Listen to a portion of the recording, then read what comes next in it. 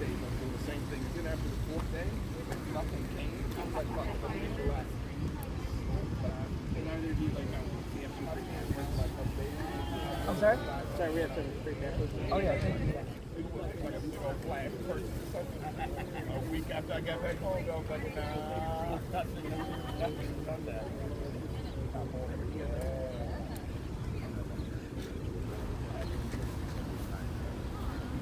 Where you can feel something.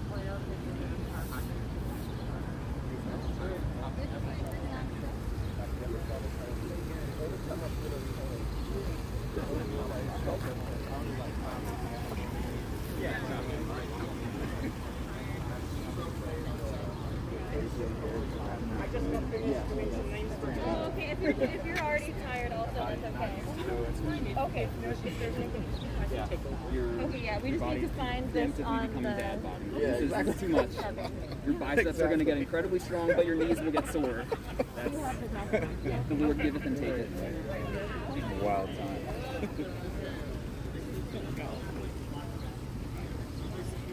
We are at 8. Yeah. No problem. Just cramping up all over.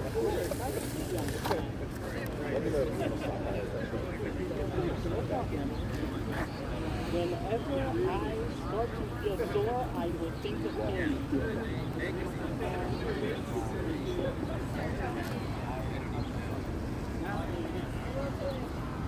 I was just telling us. No, I recently found my Well, I mean,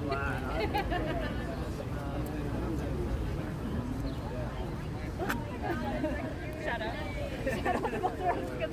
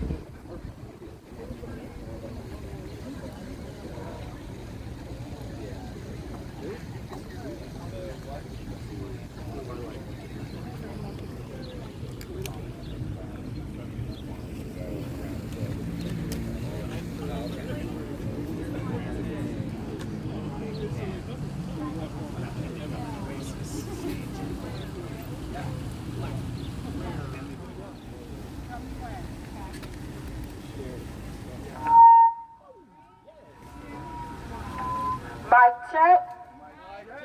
Mic check. Oh, step back. I'm sorry. Is this better, guys? All right, I gotta do another mic check. Mic check. Mic check. So, happy Juneteenth, everybody. Yes, happy Juneteenth. Power to the people. But thank you guys for joining us. This is West Wednesday, week 569.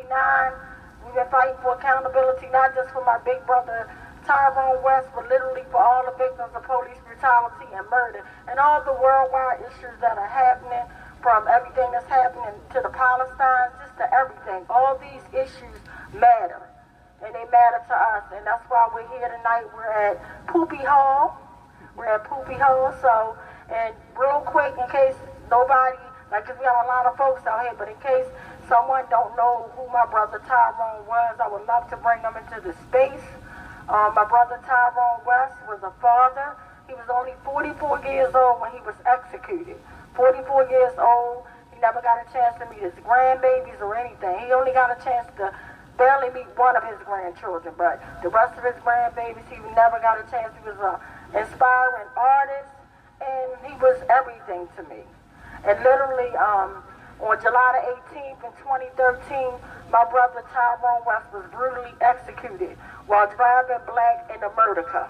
Literally wasn't doing nothing wrong. Borrowed my Mercedes-Benz. I didn't have that car for 3 months, and what I thought would keep my brother safe ultimately got him targeted and brutally murdered in front of by 17 maniacs.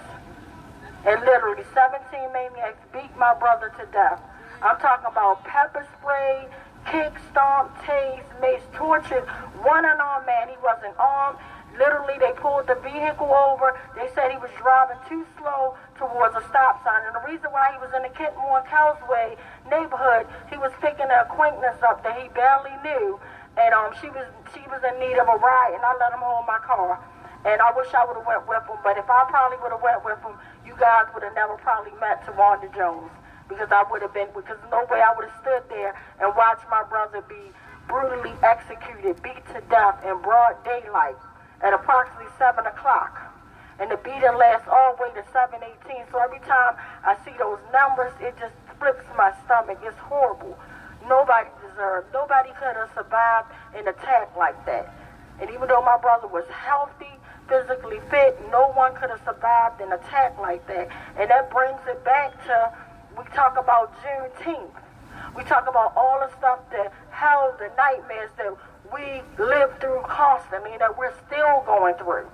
You know, and for my brother to be beat to death in broad daylight by 17 killer cops, and the last maniac killer, David Lewis from Morgan, sat on my brother's neck, putting his 340 pounds into an unarmed man that been pepper sprayed, tased. He's in a hard position, hands behind his back, face down, gasping, pleading for his life, screaming, Trayvon Martin, help, Trayvon Martin, help. Because that was one of the last conversations me and my brother had while he was alive. That's when the Black Lives Matter had just kicked off, literally. That's when the verdict came in, literally that Saturday. I'll never forget that Saturday before my brother was executed. I'll never forget the verdict of Trayvon Martin came in, where George Zimmerman was let off the hook completely. And I was to the point, I was so upset. And I remember calling my big brother. He called me with the news because I wasn't even watching the news. And I was somewhere, and I told him at that point, I said, big brother, I'm getting ready to go to the bar. He said, sis, you don't even drink. I said, well, I need a drink. I'm going to the bar. He was like, no, come see me. And I went, and me and him both sat. We talked about it. And it was just sad. And he just was saying, yeah, we got to worry about all the George Zimmermans that plague our communities. That was the last words my brother would ever say to me. Because that conversation spiked back up when literally he was borrowing my car. And then I told him, I said, well, let's have this conversation when you get back. But I guess that's one when I meet him in the gates of heaven that I'll have to have. Because thanks to this crooked system, I would never have that conversation. And nobody's family deserves to be doing this. This is very tiresome. It comes with threats. I came home yesterday. Somebody destroyed some property on my porch, like vandalizing. The week before that, a Caucasian man was at my door for no reason. As soon as he realized the video was recording him, he ran. He ran like a bat out of hell. That's why I put it on Facebook. I put it on social media. I put it out there, so I come with receipts. So you guys won't think I'm crazy or making something up. I have no reason to make none of this stuff up. And this is why I fight so hard, and I'm never going to stop fighting. And before I wrap up, and literally I had to get my brother's body examined because David Fowler, he lied and said my brother died from a bad heart and dehydration. And he took 5 months to give us a partial autopsy report where he lied. And I literally had to go in my pocketbook. I'm a teacher. I don't make money. I made it because of the passion. I love the babies and everything. Having 2 degrees, 1 in social work, 1 in education, I love the babies. I know I can make more in social work, but I will not oppress our people. That's why I got out of that fast. I will not be a part of this dirty system. There you go. So I'd rather educate and teach the babies and work for pennies. But for me to have to go into my own pocketbook to have my brother's body exhumed, and for me literally to take my name off of hush money, y'all. They try to give me $1 million to shut up and go away. Don't call the killers out is what they said. Don't call them out. No, I call each and every last one of them out. Take my name off, completely off.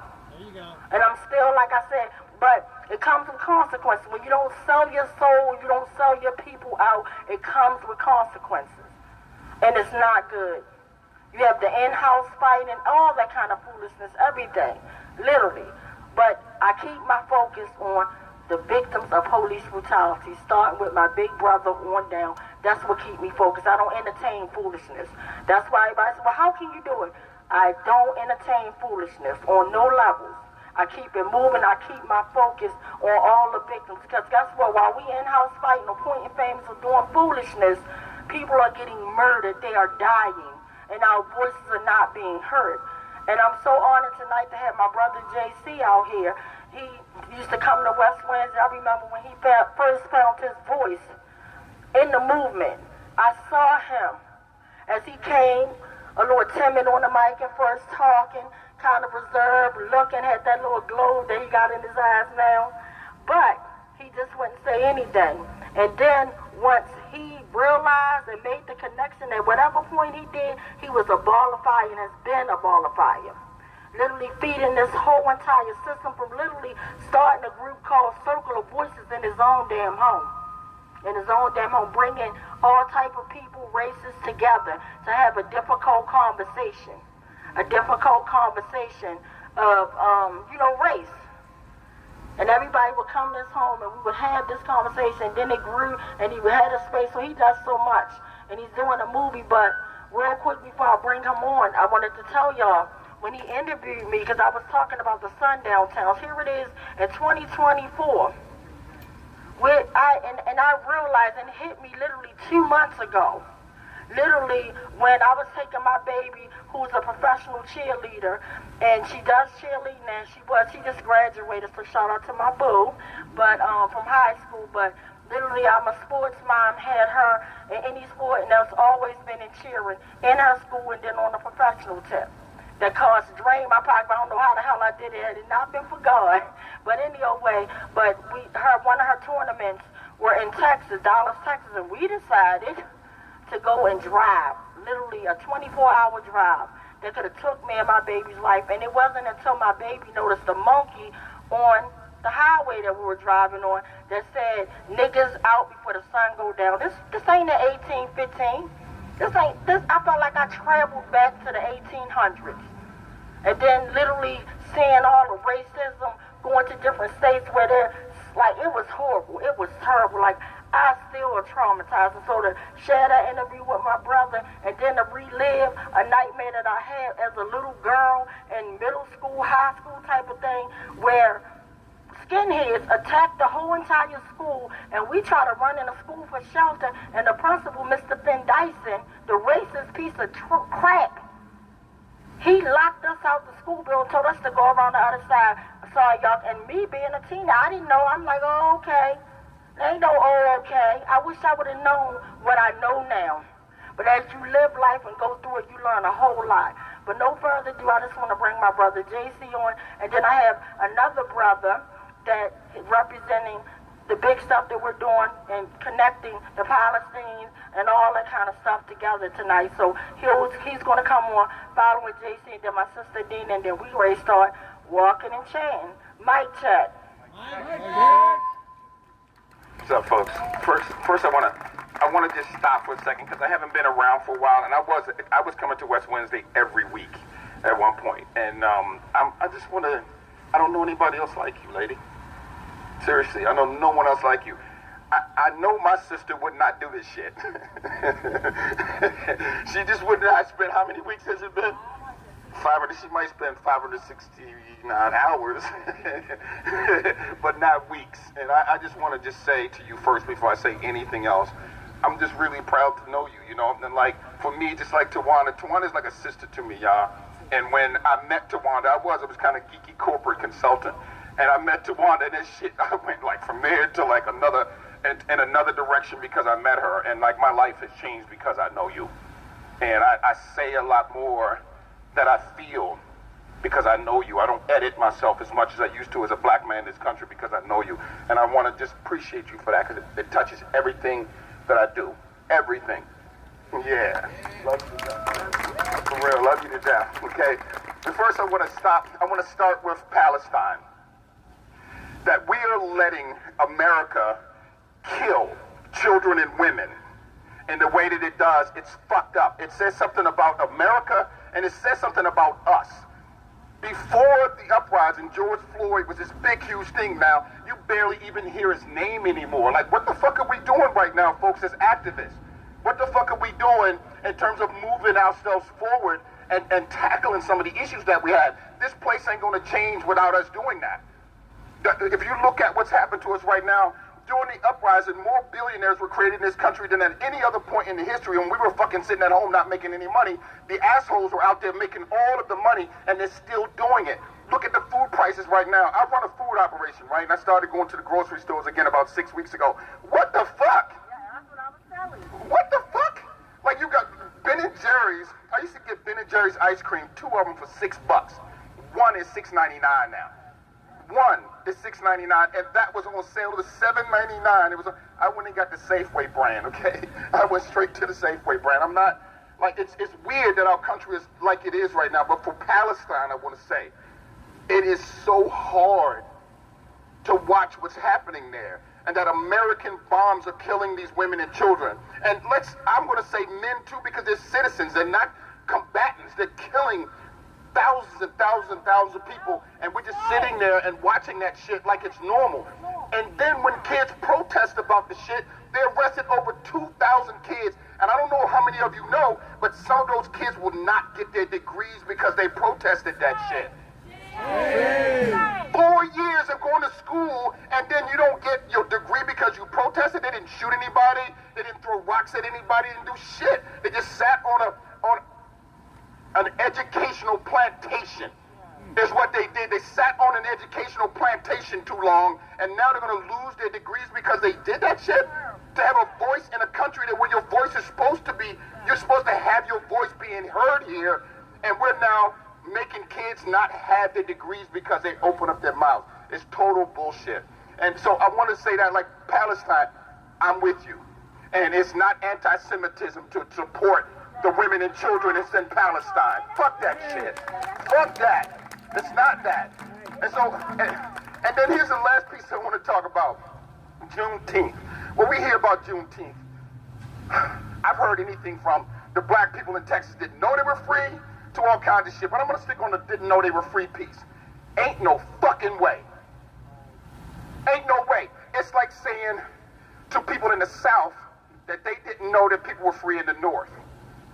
Black people talk to each other. It's Texas. So how can you be in Texas and not know that all of your cousins and your family and all those other people are free in other places? That's impossible. It treats black people like we're just straight up ignorant, like we don't know shit. And then fuck Juneteenth. I know this might be something that people don't want to hear, but fuck Juneteenth. I'm fucking tired of getting holidays and shit. Holiday is not going to feed my family. It's not going to feed my family. It's not going to take care of me. You keep giving me these fake-ass holidays. Black History Month, you gave me the coldest fucking month in the year. Coldest and shortest month in the year. I'm from Africa.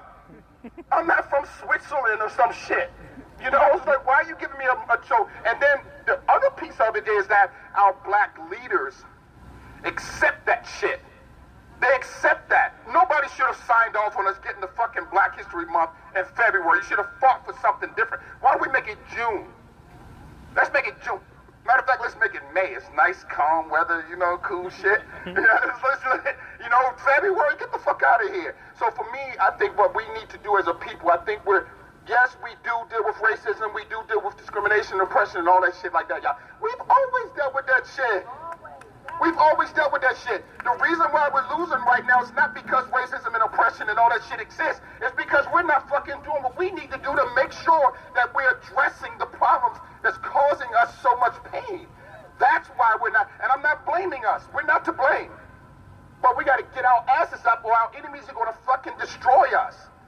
And so I wanted to come out for a minute. First, I haven't been here for so long. I've been running this organization called Be More Community Food, and we've passed out 8 million pounds of food in the city since COVID started. Yeah, 8 million pounds of food. And what we were doing is giving out somewhere between 25 and 35 pounds of food to everyone who came through our line for every 3 members of their family. So if you had 3 members of your family, you were getting between 75 and 105 pounds of food every week. Not once a month, every week. We were killing it. And it was interesting because I started my stuff here as an activist, you know, and right in front of this building a lot. And I think my activism caught up with me. The city went from funding me fully to about 40% of this cycle. I had to fire my employees and all kinds of shit, you know? And we're getting this food into the city at an infrastructure cost of 8.6 a pound, 8.6 cents a pound. Shrimp, scallops, pasta, organic produce, all kinds of shit. I got big companies that send me trailer loads of stuff for free. And the city didn't fund it. Like, what the fuck is wrong with it?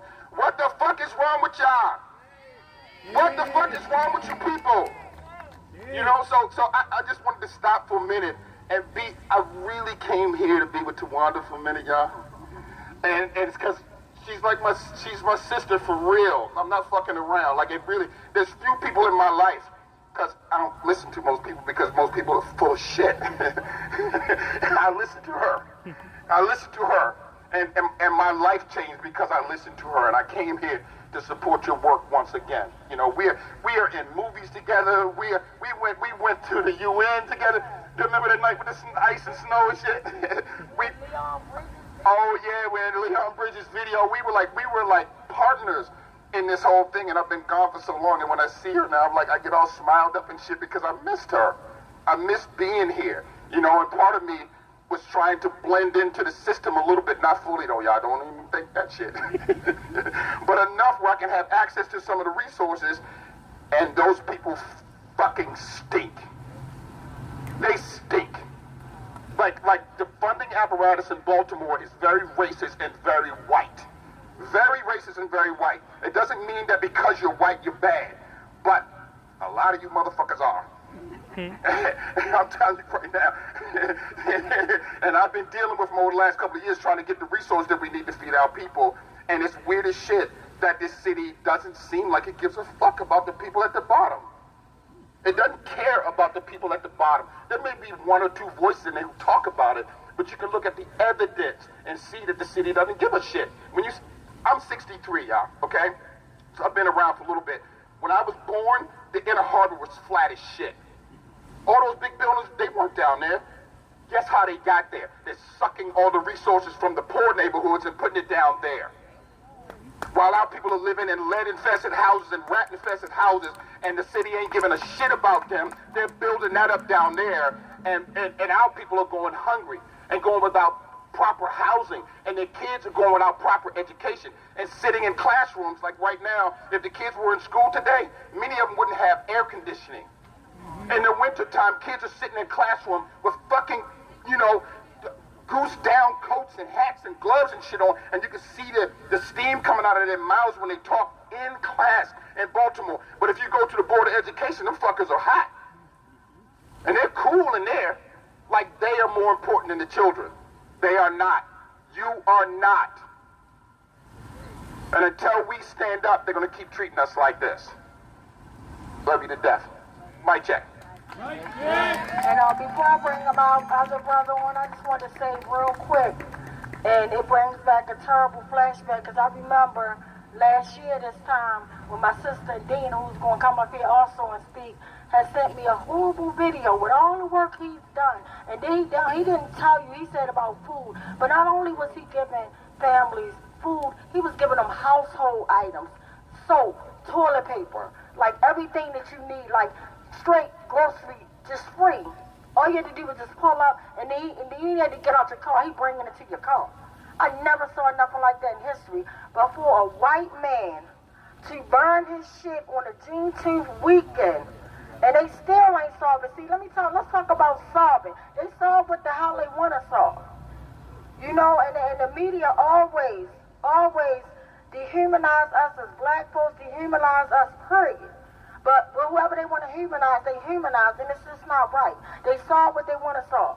Just like they said, the mother that was killed, the jogger, they found out, you know, who killed her. It ain't even been a year. But they not talking about who killed my cousin Tyrone Anderson. I can't wait to run my goddamn mouth about that. And they lucky they got my family on hush, because I'm not on hush. But I respect my family. That's why I'm not talking about that. But it's just crazy. And then even when the white young lady got killed, this rapist almost killed the black woman. They could have easily solved it. He was already wanted. How did he almost kill this black woman that they're never talking about? You don't hear them talking about this sister. You don't hear them talking about her. Her throat was slashed. He acted like he was a maintenance person, got her out her house, and then got her back in there, raped her and her man. Not raped the man, but raped her and cut that throat. Horrible. Horrible. Horrible, yes. Yes, but it's just terrible. It's terrible. So I just wanted to let y'all know we have to me, knock this whole damn system down. It ain't no fixing it up. It ain't no patching it. That's where these politicians come in, because they want us to believe, oh, we can save you, we can do that. Nah, we got to save ourselves. Knock it down and build it back up. Mic check. And I'm going to bring my brother up.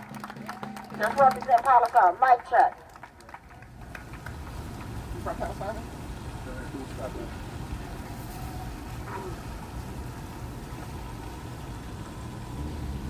Building off on a little bit of what was said, we need to feel a duty that we need to organize outside of like going out in the streets, chanting all day, being out every day for the past 8 months, whether it be for Palestine, for liberation of all people. We need to organize in our communities as much as we can so we can achieve what we need to make sure that the system that was built to oppress us does not continue to work as is right now. So organize, organize, organize. But hello everybody, my name is Firas. I'm with the Palestinian Youth Movement, an independent transnational grassroots organization of Palestinian and Arab youth fighting for the liberation of our people and homeland against Zionism and imperialism. Today on Juneteenth, we celebrate the end of chattel slavery of black African peoples who were stolen from their homelands and forced to work on stolen indigenous land to feed what would become the U.S. imperialist war machine. At the same time, we also use this day to recognize that the freedom is still yet to be achieved. And remember that our primary goal is still total liberation. For although chattel slavery ended over 150 years ago, the black liberation struggle continues to this day. Likewise, for over 100 years, despite facing colonization, occupation, and now a genocide, Palestinians have resisted Zionism and U.S. imperialism. Just last year, Palestinians in Gaza, despite living under 17 years of siege at the hands of Zionist entity of Israel. Keep going. Okay. Just last year, the Palestinians in Gaza, despite living under 17 years of siege at the hands of Zionist entity of Israel, with the full backing of the U.S. imperialism system and Western powers, were able to liberate themselves from this open-air prison and shock the entire global imperialist order. Yet, since October 7th, the Zionist entity of Israel continues its genocide against Palestinians in Gaza with full support of U.S. Murdering over over 40,000 Palestinians and murdering and imprisoning thousands and more throughout all of Palestine. How have our people continued to carry on the struggle for so long under such a brutal conditions? Through steadfastness. Sumud in Arabic. Steadfastness is what keeps the Wanda Jones and the West Coalition going every week. Murdered at the hands of Baltimore police. Steadfastness is what drives Palestinians in Gaza to resist the Israel's genocide of our people, worldwide into the streets in support of the Palestinian liberation. We must remain steadfast, and we must also be united because our enemies are. Biden continues to send billions of dollars in weapons to Zionist entity of Israel, while politicians invite Netanyahu to speak here in the U.S. to show them that they still support the genocide, to speak in front of Congress on July 24th. Even here in Baltimore, we see Zionist and anti-black forces working together, with talks of a cop city for a police force that trains with Israeli police. The forming of a private police force at Johns Hopkins University, a university with investments that materially support Israel's genocide, and a collaboration between local Zionist institutions and the black misleadership class through Elijah Cummings' youth program in Israel. Even last year, the mayor himself attended an Israeli Independence Day celebration right here in the city. Shame! That is why we are here today. Like we were 2 weeks ago in D.C. to surround City Hall and show the mayor that we are the red line against police brutality. We are the red line against imperialism. We are the red line against Zionism.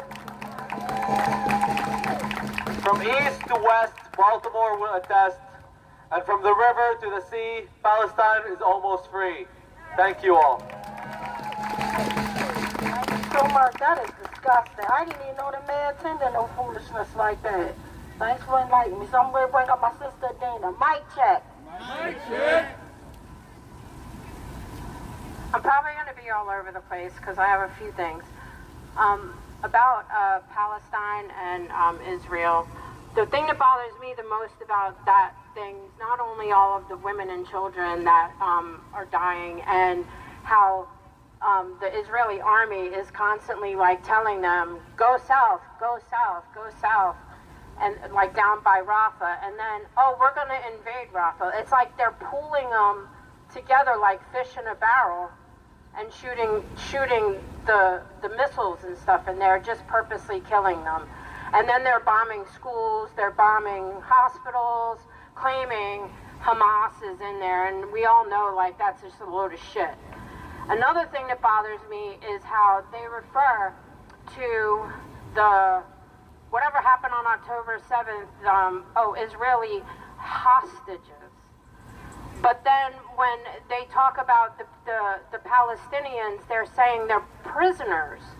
And there's no difference. It's just young people who were bold enough to face against the Israeli army were locked up. They didn't have weapons, they had maybe rocks, but the Israeli army had arms and body armor. And they were locking up and they called them prisoners. And then for every one Israeli hostage that they released, they were swapping hundreds of young Palestinian people. So they're literally holding thousands and thousands of young Palestinian people in prisons as hostages. They're hostages. Don't get it twisted. They're hostages. And Israel is trying to literally just steal that land. Right. So I mean, we don't have any qualms with we're not getting it twisted in our head here. There's a lot of people here that are against like what's going on, and I don't understand the fascination with our government, with the Israeli government, except that like we're like sending them money, millions and billions of dollars, and we can't even feed our own people here. We're not even educating our own people here. Like, we don't even have everybody housed.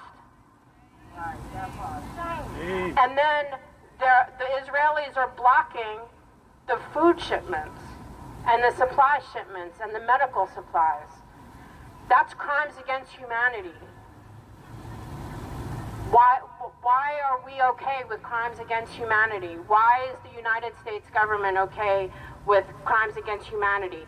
And I say, let Netanyahu come here, because he should be arrested. He should be arrested and sent to The Hague to face war criminal charges. I'm going to switch gears, bring it back to Baltimore.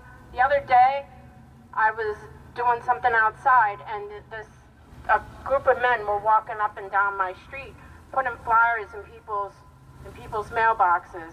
And the one came up and started talking to me, and it was, they were stumping for Ivan Bates, which he's not even running for anything right now. It was just they were passing out a quote-unquote report card. A report card, I guess, that failed to notice that, failed to report that the locking up of young people has gone up substantially. They've totally increased the school-to-prison pipeline while he's in office. And then I said, well, does it have anything in there of why he doesn't prosecute killer cops? And the guy says to me, well, he does prosecute cops. And I said, well, for what? Traffic violations, time clock fraud. But he's not prosecuting killer cops. And then he has the nerve to say to me, nobody's been killed by cops in Baltimore since he's been in office. I'm like, do you live under a rock when you're not out here giving flyers? Because seriously, I pay attention, and I'm an activist. I showed him some of the signs on my porch, and I'm like, you're not gonna fool me with your rhetoric or whatever. And there's no statute of limitations on murder, so he could reopen all the cases. He has that jurisdiction. He's just refused to do it because they're all in bed together, literally and figuratively, and it's just really, really unnerving that they just keep traipsing through this city, creating their own rules and not abiding by what they promise us. What they promise us when they're running for office. And it's just so aggravating because there are so many cases of unarmed people that their cases can be reopened and Bates just won't do it. And then Anthony Brown is they're playing ping pong with each other. And then the state prosecutor only does corruption cases. So he could go after Greg Bernstein, whose corrupt ass wasn't prosecuting killer cops. He could go after Mosby, who didn't go after killer cops. I mean, go after David Fowler as the medical examiner lying on people's death certificates, but they just won't do it. And what is it going to take? What is it going to take for us to do to get them to actually do what they're supposed to do? Revolution. Because, seriously, we can't even rely on the feds. The feds went after the GTTF and all that, but, they didn't get all of them. Ruiz, who killed her brother, who raided my house and held my son at gunpoint in my basement, is still on the force. He's a sergeant. He was part of the GTTF. It says so in black and white in his deposition.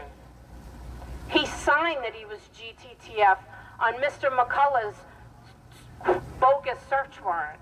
He signed it when they killed my brother, because he was the first one at the scene to pull my brother's car over. He left the paper that said Gun Trace Task Force. And I'm like, what the hell would the Gun Trace Task Force be pulling my car over? Yeah, so anyway, I wound up having this discussion that went nowhere with this guy, and I'm just I'm really sick of it. I'm sick of it. I'm sick of them just going in here and taking these seats in office. They're getting paid hundreds of thousands of dollars a year. I think the state's attorney makes $250,000 a year and doesn't even do their job. And I watched the documentary. I'm a big documentary watcher of the Associated Press, not any newspaper or whatever, but members of the Associated Press did this whole entire thing where they were investigating police deaths in the United States. And they, of course, only count those people murdered by guns. They don't count the Eric Garners and the Tyrone Wests and the George Floyds. And they don't count survivors. They don't count survivors of police brutality. But they found that it went from 1,100 a year. Now this is just people who died by guns, by police. It jumped from 1,100 to 1,700 plus in the past few years. 1,700 people. That's not including survivors. It's not including those beaten and tased. It's not including pepper sprays. It's not including restraints around the neck choking people out. It's not including anyone that survives. It's not including any of that. So can you just imagine what the real numbers are? What the real numbers are. And the FBI has put out data that crime from, like, citizen crime has actually been going down. Down. Down. Everything. Murder, rape, robberies, all of it has gone down. And police murders have gone up. Not murders of police officers murdering people has gone up. And I'll leave you with that. Mic check. Mic check! Real quick, folks, I just wanted to say, I'm at an age right now where youngins call me OG, okay? And I'm okay with being OG because I'm a beautiful OG, seriously, for real. I try to do the best with my life that I can do. And here's what I want to tell you. I learned something with you. Being here, what I learned is, like, all of us know we're going to die someday. Every last one of us know we're going to die someday. And most of us are scared as shit of that eventuality. And most of the time that we're scared of that, we don't do the shit that we need to do in life to exact our freedom. We would rather, most of us would rather live another day than to do what we need to do to exact our freedom when that freedom might cost us our lives. Here's what I learned doing this. I don't want to be a OG, 90-year-old motherfucker hiding behind a couch regretting that I didn't get out and do something to change this place. I don't want to be that dude. And so I just wanted to just put out one of the biggest lessons that I've learned in this is that not only do I know my life is going to come to an end, I'm okay when it does. As long as I live my life in a way where I can say I'm proud of what I did while I was living it. So I just wanted to put that out for anybody who has some fear of getting yourselves out here and doing the work that we need to do to make America what it's never been. What it's never been. If that's going to happen, it's not going to happen because we kumbaya and shit. It's not going to happen because of that. We're going to have to step up and do something against people who are fucking armed and trying to kill us because we do it. You got to risk something. If you don't risk something, you may as well just stay at home and never see your freedom. Mike check. So, normally after this, we will wrap up, but we're going to wrap this thing around City Hall. So, keep on following us. Where's my beautiful queen that's going to lead the chants? Lead the chants. Where the queen at? And we ready to start walking. Mic check. And we will be back with the sad list. And we have sad list from Palestine, as well as community violence, as well as our police brutality list. So you ready, my queen? We got to get it down and then we're good. Awesome. Mic check.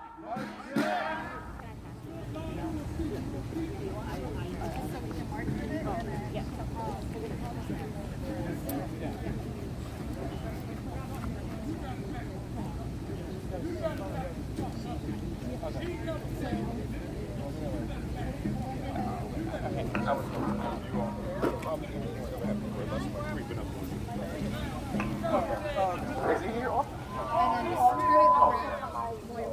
Preacher, on the motherfucker, you look out your window, you say nothing.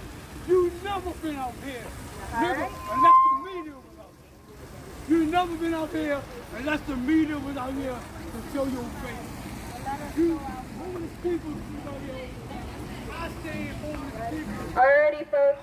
We are going to be following behind this banner over here. And whenever y'all ready, we can get over in position. You getting the money like all the rest of the time. Homeless people keep their own time. And you in that building,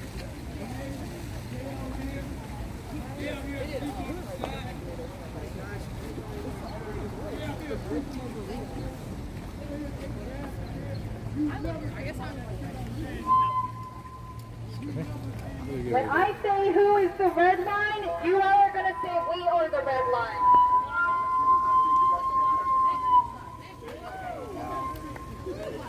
Can you hear me? There we go. Okay, all right. When I say who is the red line, what are you going to say? We are the red line. All right, let's go. Who is the red line? We are the red line. Who is the red line? We are the red line. Who is the red line? We are the red line. Who is the red line? We are the red line. Who is the red line?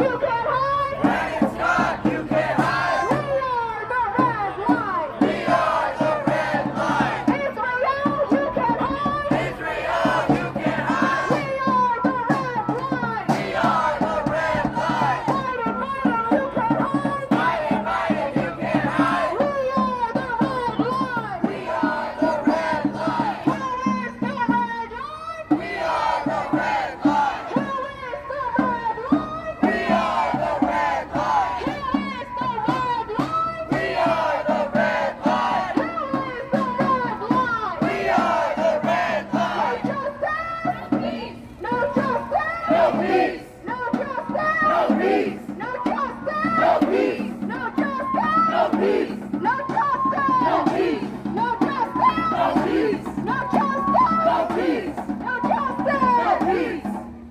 Let me hear you, Baltimore! What do we want? Justice! What do we want it? And if we don't get it, what do we want? Justice! When do we want it? And if we don't get it, what do we want? Justice! When do we want it? And if we don't get it, what do we want? Justice! When do we want it? And if we don't get it, if we don't get it, shut it down! If we don't get it, shut it down! If we don't get it, shut it down!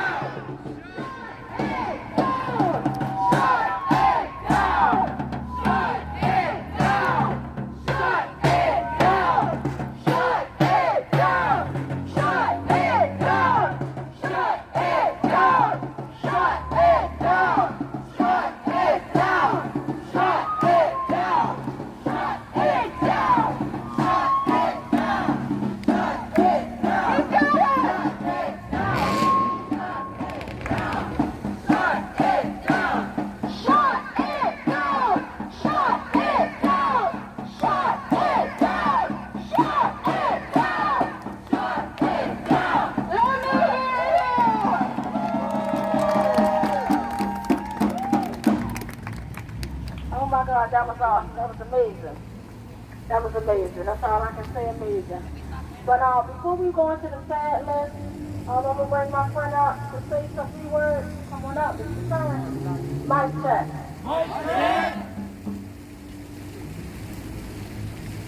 Thank you so much. How are we doing, Baltimore?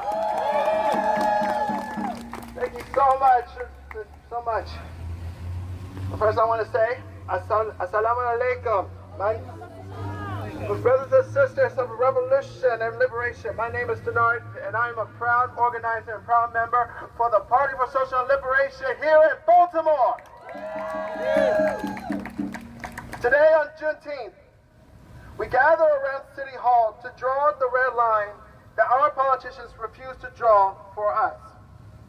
We draw this red line not only against the genocide committed in Palestine with weapons purchased by our tax dollars, but also against the genocidal dehumanization of black people that has been built into the American project since its inception. On June 17, 2021, President Biden officially declared Juneteenth a federal holiday. This proclamation came after a year after the uprising sparked by the murder of George Floyd, a murder committed by police officers whose funding Biden championed both before and after the proclamation of this holiday. Shame! While it is objectively a positive development for most people to understand and appreciate the history of Juneteenth, the good that it has done is incidental to Biden and the rest of the ruling class. Because if the ruling class cared about us, why are millions of people without health care while we send billions more to Israel? If Biden cared about us, why did he sign the crime bill that put thousands more people in prison? If the ruling class here in Baltimore cared about us, why are there over 1,000 homeless people while there are 10 times as many vacant homes that they could be living in? Why do a third of our children live in food deserts? Why do schools still not have air conditioning or safe drinking water? When the government drops bombs on Afghanistan and Iraq, that for you and me? No. When they conduct coups and assassinate leaders in the global south, that's for us? No. The sanctions that prevent Cuba from getting fuel and medicine, that's to keep us safe? No. The ruling class care about us? No. that can't be it.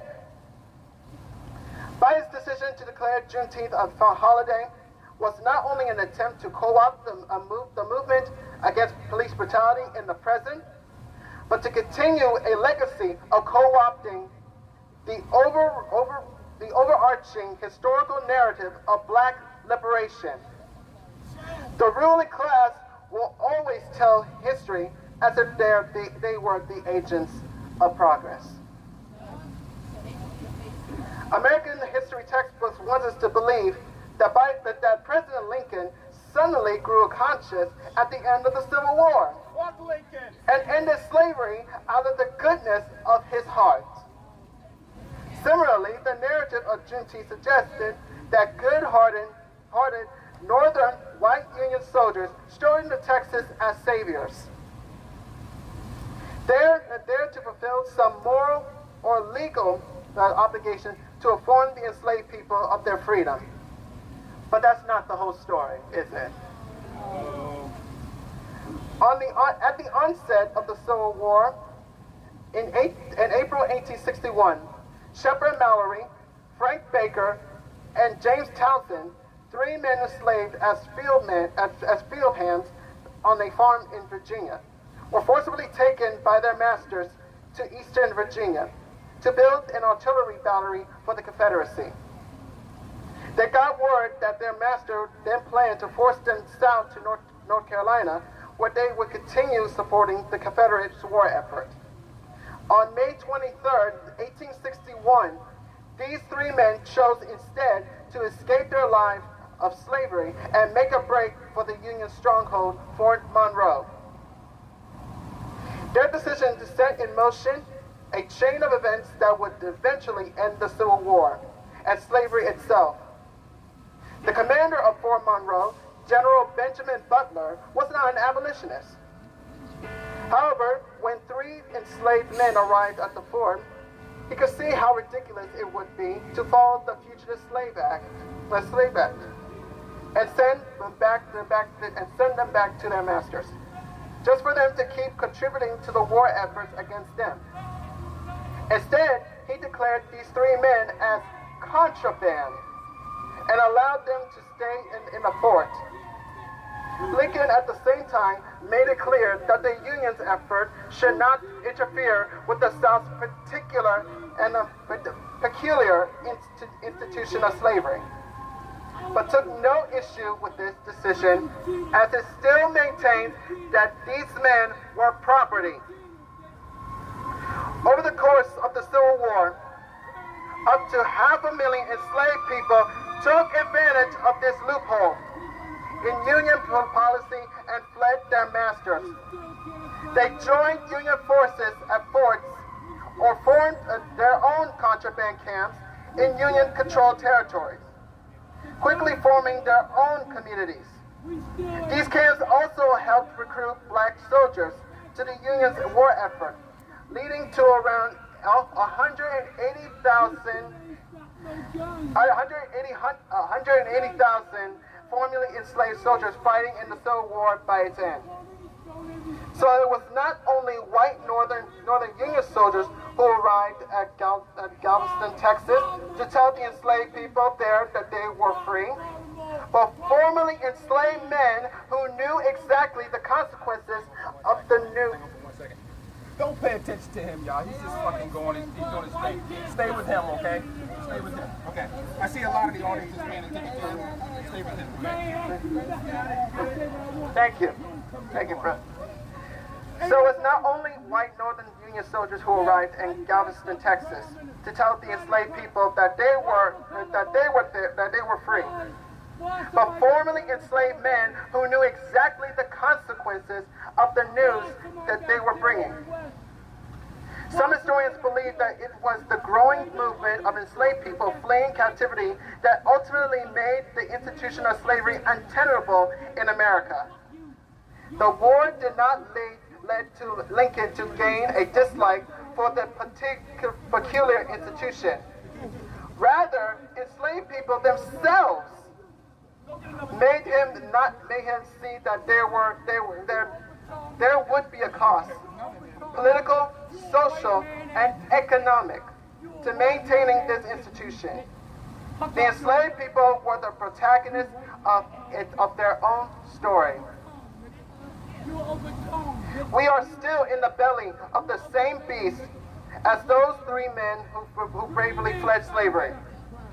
And our role in the belly of that beast remains the same, to show the ruling class that there is a cost to maintaining the violence of this empire. That is why we must draw the red line against the institutions of Zionism, police brutality, and mass incarcerations to make all these institutions untenable as well. In a future where the people write our own history books, the tale of emancipation will applaud the courageous people who saw a chance to escape slavery and took into their own hands. The tale of Palestinian liberation will have the resistance at its forefront, not politicians trying to ride on their coattails. The people's historical protagonists will not be the stakeholders of institutions who were made to act by the people, but the people themselves who acted against them. Thank you. Mic check. Mic check. So every time they send an asshole, it lets us know how powerful you are. Shout out to us. Woo! They always send somebody act like they wild, drunk, on drugs, and we still gonna say, fuck the police and fuck this system. Mic check. Oh yeah, that's what they do. That's what they give them $20 to get high to try to stop what we doing. But any old way, it's really worth it. Any old way, guys. Again, thank you. And this is the part that I do not like when we go into the sad list. And of course, we're not gonna be able to go into it quietly because we got a butt head in the background. So. Anyway, I'm going to read our mission statement.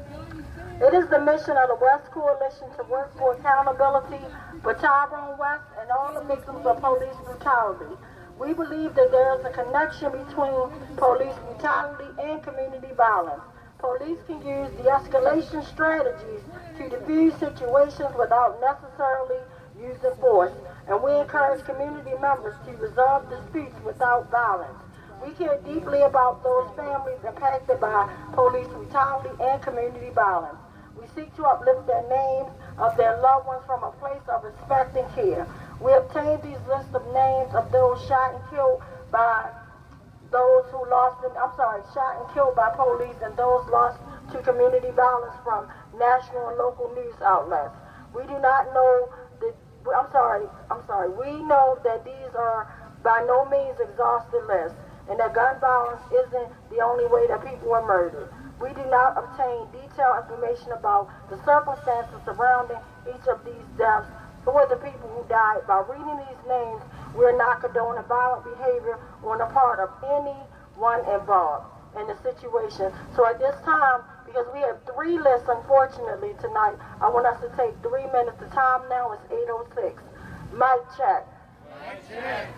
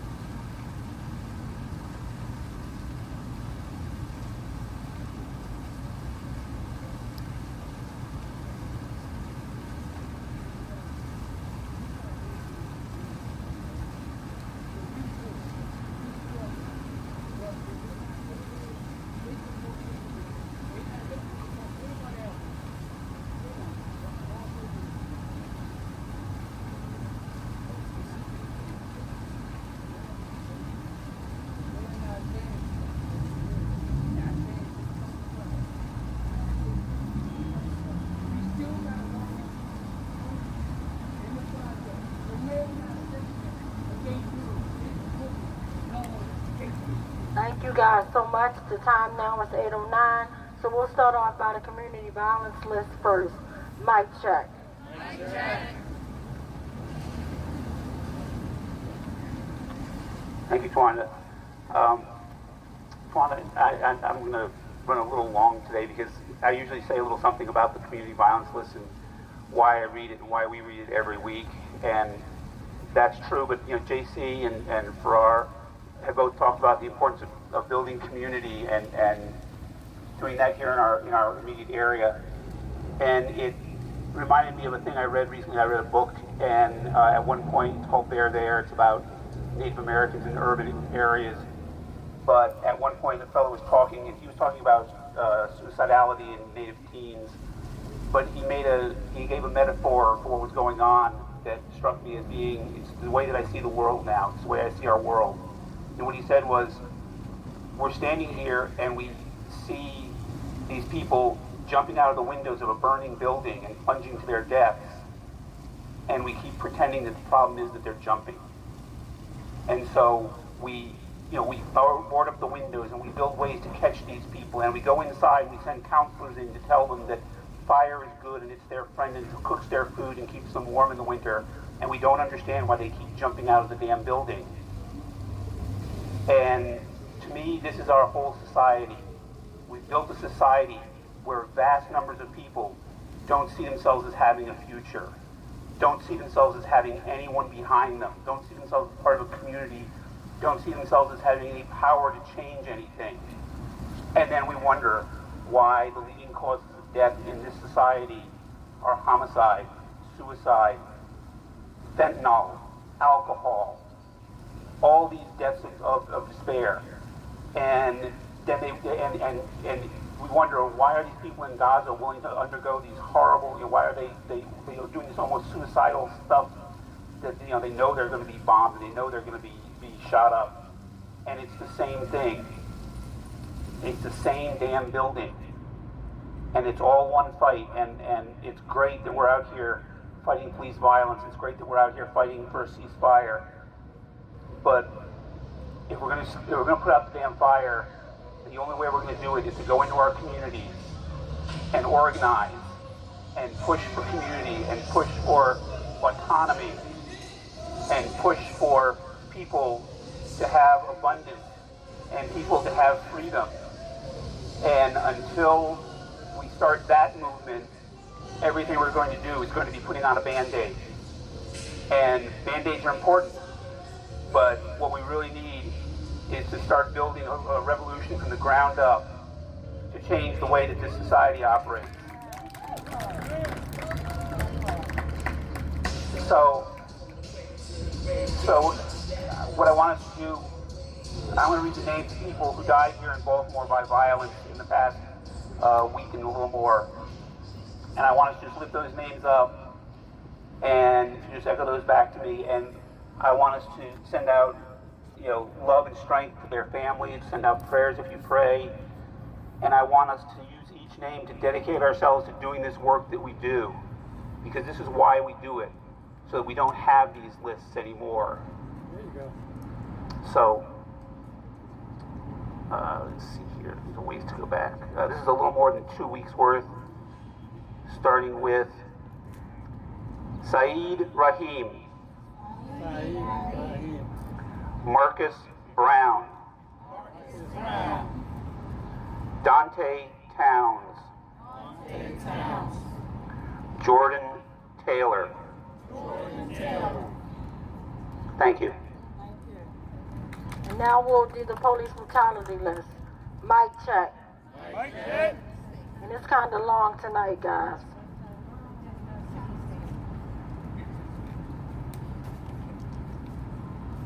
Okay, there'll be 3 of us reading these because it's a really long list. Starting back on May 29th, 2024.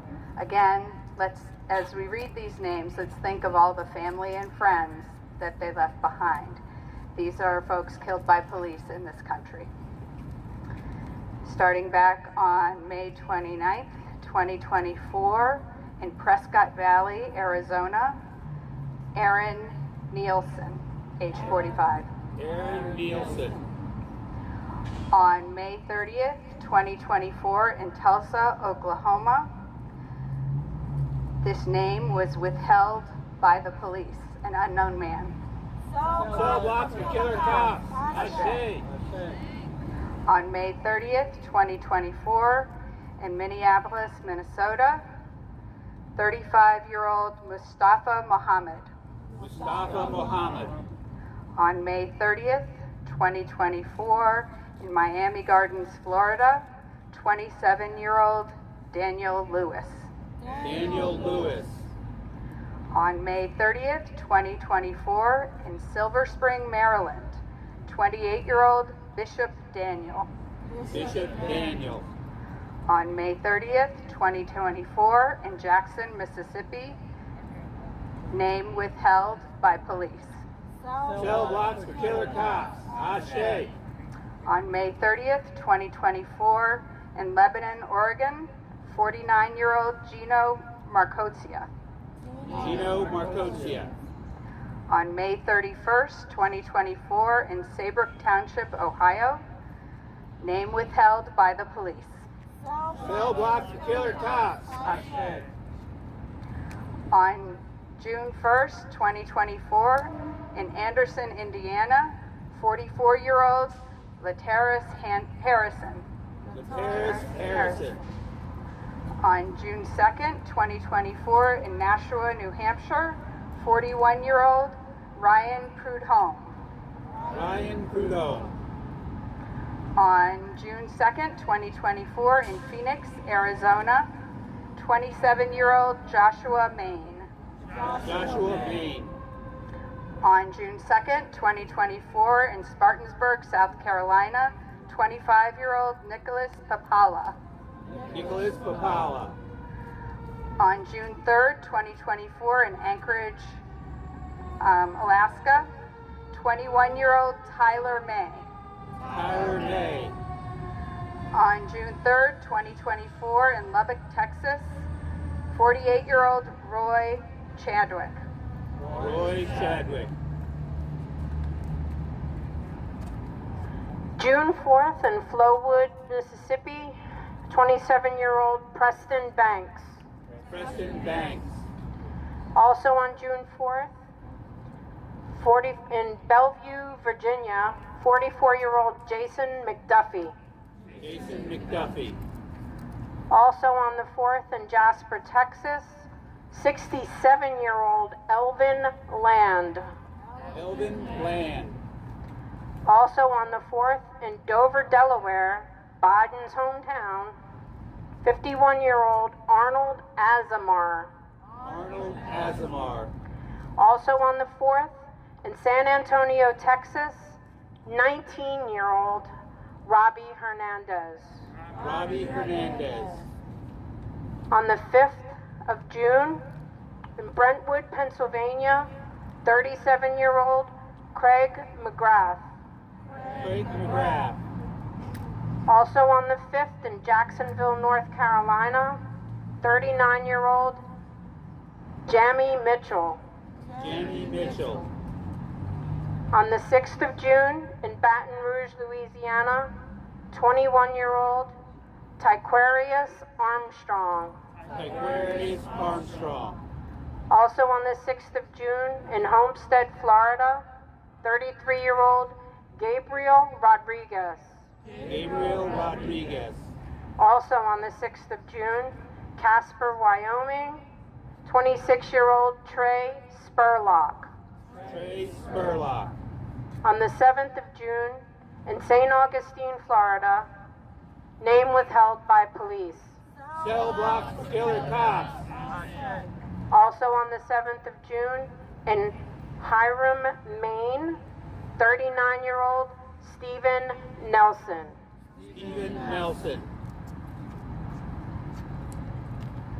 I'll just mention that we're reading a total of 38 names of people whose lives were stolen by the police in less than 2 weeks. The average in the United States is that they kill 21 people a week, and so in slightly less than 2 weeks, 38, as horrible as it seems, is the norm. The norm. And we can't tolerate this norm. I'll continue the list. For those that don't know, Ashe is Yoruba. It means let it be so.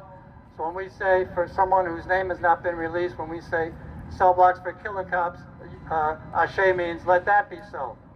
Cell blocks for killer cops. On June the 8th in Las Vegas, Nevada, 43 years old, Maurice Smith. Maurice Smith. Again, on June the 8th, a name withheld by police, no age and no gender. Oh, I'm sorry, it's a man, but we don't know anything else. Cell blocks for killer cops. Ashe. On June the 8th, again, this time in Corinth, once again, it's a man, but we don't know his name. The name has been withheld by police. Cell blocks for killer cops. Ashe. Yet again, on the 8th of June, this time a 43-year-old man, Vadim Sashchenko. Vadim Sashchenko. Once more on June the 8th, 41-year-old man, Travis Martin. Travis Martin. On June the 9th, 28-year-old man, Jeffrey Martinez. Jeffrey Martinez. Oh, thank you. That was from Española, New Mexico. And I apologize for any names for whom I didn't give the city and the state.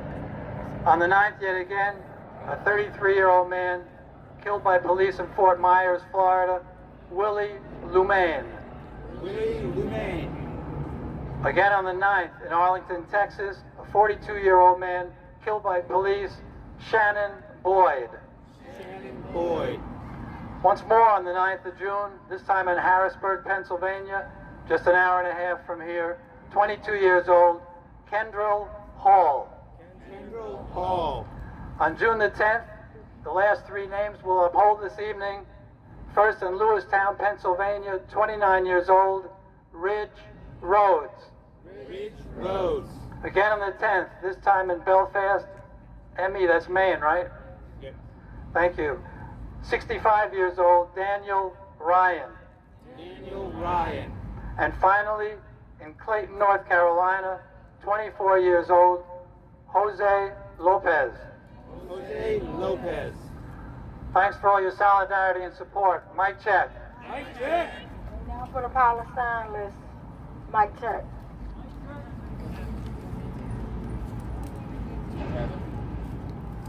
Last but definitely not least, mic check. Mic check.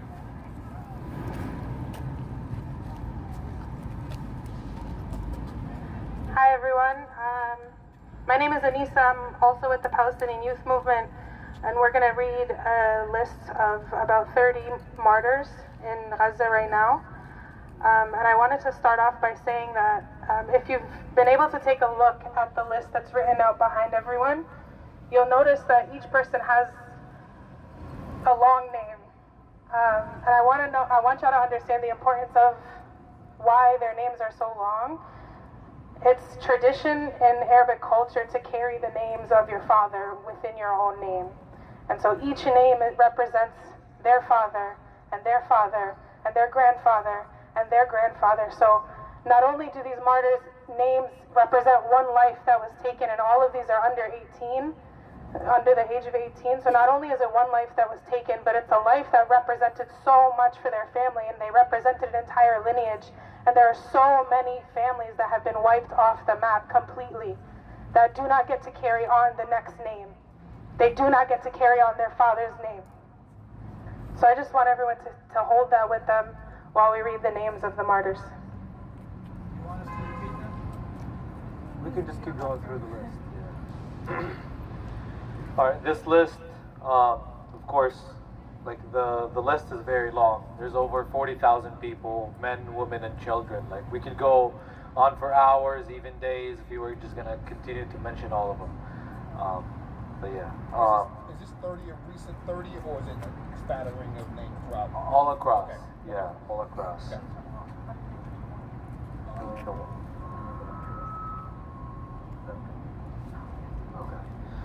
عبد الرحمن إياد عبد الرحمن أبو جلال، عبد الرحمن عبد العزيز يحيى البعلوي، آدم عزات محمد ورش آغا، أحمد أمين أحمد عبد المحرم، أحمد محمد خليفة. البراعة محمد سمير أبو تيمة. ألما خالد كمال رشوان. عليان محمد عليان البيوك. آمنة شوقي رجب إقدم. أنس محمد محمود الدرعاوي. أسيل محمد محمود رضوان. أسيل إياد نبيل عمران. سيلين إسماعيل محمد المطوق. دهب محمد زكية الأخرس. دانا محمد تيسير أبو شمالة. دلا جهاد حمادة البكري. ديما محمد خالد غانم.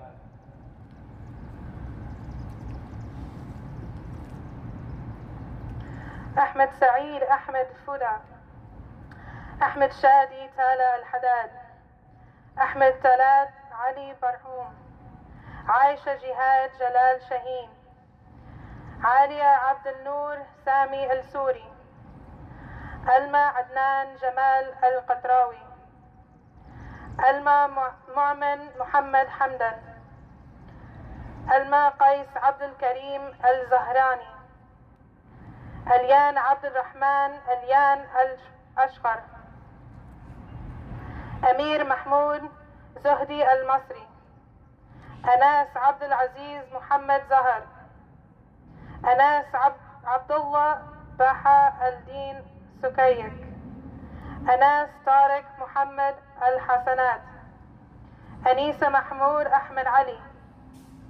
أنور محمد أحمد الهندي. أسيد حسين محمد أبو حماد. برا محمود ناصر شهاده. باسمة محمد إبراهيم أبو شريع. بلسان نومان سليمان حبوش. دهاب محمد زكي الأكراس. ديلا جهاد حمادة البكري. الاف خليل يحيى الباش. از عبدل عزيز از حجاسي. فاطمة حمزي سوبي العاجل. فواز إبراهيم فواز مصلح. غانا عمر حسان أبو جزار.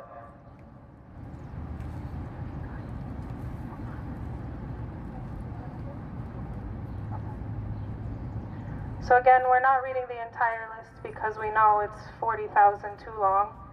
I wanted to end with kind of a message that we say as a chant. And the chant goes, Ya Shaheed irtah irtah. It means, oh martyr, do not worry or rest, rest. And the second part is, وَإِحْنَا نُحْصَلْ الْكِفَاح, which is, we will continue the struggle. And so if you want to say the first part with me, it's Ya Shaheed irtah irtah. Ya Shaheed irtah irtah. Ya Shaheed irtah irtah. Ya Shaheed irtah irtah. Ya Shaheed irtah irtah. Ya Shaheed irtah irtah. Ya Shaheed irtah irtah. Ya Shaheed irtah irtah. And this goes for all of our martyrs in Palestine, in Gaza, our martyrs here in Baltimore, on Turtle Island, our martyrs all across the world. We will continue the struggle in your name, in your honor. We honor our martyrs every day. Thank you.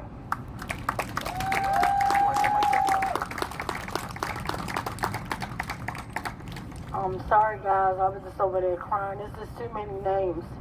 And that ain't even half. I'm like, we could have been reading names for weeks. Enough is enough. Like, I'm tired of crying, but I'll never get tired of fighting. So we'll continuously fight for Palestine. We'll continuously fight for all the victims of police brutality and murder. We're going to continuously fight for all the victims, even if they wasn't murdered, just being brutalized. Because we know that people are going through stuff. Because a lot of people in Palestine are being brutalized right now, and they didn't die. So we're uplifting everybody. So just remember, live to love to live. I love you all. We will see you next week. Mic check. Mic check. Sorry, I'm going to pass it to Uncle Bill. Mic check. As the march was coming back from City Hall, I took a little video, so would anyone object if I post that on social media? Is that a problem for anyone? Okay, thank you. All right, thank you all. Love you guys. Thank y'all so much.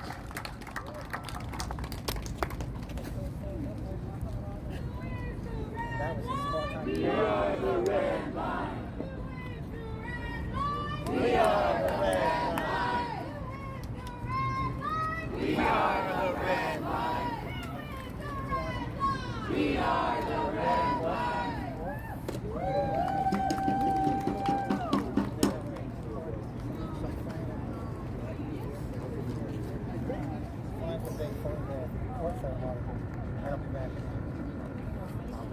Thank you.